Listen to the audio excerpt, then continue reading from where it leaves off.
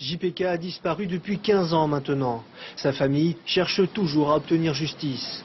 À l'annonce de la mise en examen de Herere Puputaoki pour enlèvement et séquestration, elle estime qu'un grand pas a enfin été franchi. C'est un grand soulagement pour nous. On attendait ça depuis vraiment longtemps. Il y a reconnaissance du fait que c'est un assassinat. Ça, c'est vraiment très important. Et de la reconnaissance envers la justice qui fait son travail. L'avocat du chef du GIP estime qu'il n'y a pas de preuve accablante contre son client. Toutefois, il voit un point positif dans cette mise en examen. On est aujourd'hui satisfait de pouvoir enfin lire les déclarations qui ont été faites par plusieurs personnes pour pouvoir les discuter, les contester.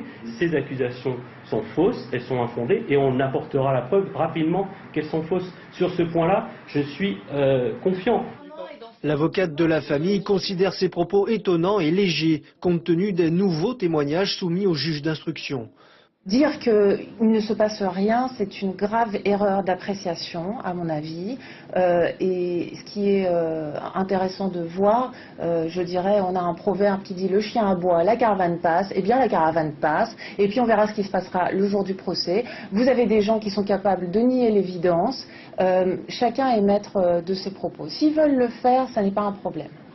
Selon Maître Dubois, ces témoignages ne sont que des rumeurs qui ne feront pas la preuve de la culpabilité de son client, alors que l'avocate de la famille de JPK est convaincue de l'impact de ces témoignages.